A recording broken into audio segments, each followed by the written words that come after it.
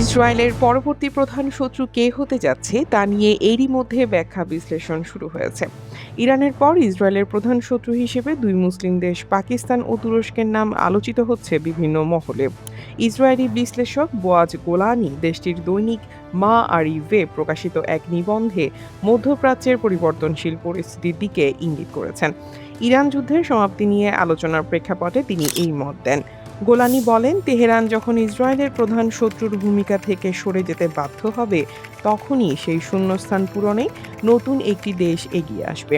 নিবন্ধটিতে দাবি করা হয়, প্রয়াত আয়াতুল্লাহ আলী খামেনির নেতৃত্বে থাকা ইরান গত ৩ দশক ধরে ইসরায়েলের প্রধান শত্রু হিসেবে বিবেচিত হয়ে আসছে। তবে সাম্প্রতিক যুদ্ধ এবং চরম অর্থনৈতিক বিপর্যয়ে দেশটির সামরিক সক্ষমতা বর্তমানে বিপর্যস্ত বলে মনে করছেন গোলানি। এ বাদে যুক্তরাষ্ট্রের সঙ্গে শান্তি চুক্তিতে পৌঁছালে ইরানে হামলা থামাতে বাধ্য হবে ইসরায়েল, বলছেন বিশ্লেষকরা। এ বাস্তবতায় তুরস্ক বা পাকিস্তানকে ইরানের স্থলাভিষিক্ত হয়ে ইসরায়েলের নতুন প্রধান শত্রু হিসেবে আবির্ভূত হতে পারে বলে মনে করছেন গোলানি। তিনি লিখেছেন, মনে হচ্ছে প্রতিযোগিতাটি এখন তুরস্ক ও পাকিস্তানের মধ্যে সীমাবদ্ধ।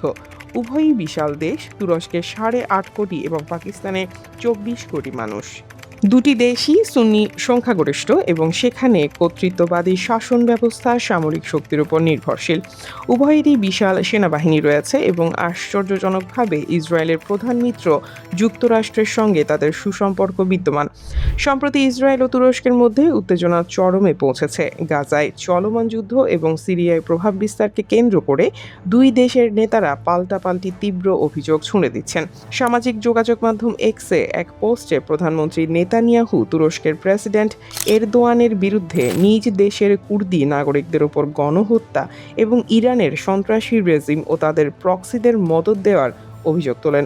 সাম্প্রতিক মাসগুলোতে তুরস্ক, গ্রিস ও সাইপ্রাসের সঙ্গে ঘনিষ্ঠতা বাড়াতে থাকায় নেতানিয়াহুর বাগাড়ম্বরও বেড়েছে। বিশ্লেষকদের মতে সিরিয়াকে কেন্দ্র করে এই নতুন প্রতিদ্বন্দ্বিতা দানা বাঁধতে পারে। অন্যদিকে পাকিস্তান নিজেকে ইরান যুদ্ধের বৈশ্বিক মধ্যস্থতাকারী হিসেবে তুলে ধরলেও দেশটির অনেক উচ্চপদস্থ কর্মকর্তা দীর্ঘদিন ধরেই ইসরায়েলের কড়া সমালোচনা করে আসছেন। সম্প্রতি পাকিস্তানের প্রতিরক্ষা মন্ত্রী খাজা আসিফ এক্সে একটি পোস্ট করেন, যদিও তা পরে মুছে ফেলা হয়। সেই পোস্টে ইসরায়েলকে শয়তান এবং মানবতার জন্য অভিশাপ বলে অভিহিত করেন তিনি। পাকিস্তান যখন যুক্তরাষ্ট্র ও ইরানের প্রতিনিধি দলের মধ্যে শান্তি আলোচনার মধ্যস্থতা করতে যাচ্ছিল, সে সময় লেবাননে ইসরায়েলি হামলার সমালোচনা করে ওই মন্তব্য করেন খাজা আসিফ। মারিভের ওই নিবন্ধে গোলানি সতর্ক করে বলেন, ইরানের সঙ্গে লড়াই থেমে যাওয়ার পরপরই তুরস্ক ও পাকিস্তানের যে কোনো একটির সঙ্গে সংঘাতের পরিস্থিতির জন্য ইসরায়েলকে অবশ্যই প্রস্তুত থাকতে হবে। তিনি উপসংহারে লেখেন, তাদের মধ্যে একটিকে বেছে নেওয়া আমাদের হাতে নেই এবং দুটি বিকল্পই প্রায় সমান খারাপ। তাদের মোকাবিলা করার জন্য আমাদের প্রধান অস্ত্র হলো যুক্তরাষ্ট্রের সঙ্গে আমাদের সম্পর্ক, যা আমাদের সর্বশক্তি দিয়ে রক্ষা করতে হবে। News desk, দুতিয়াল।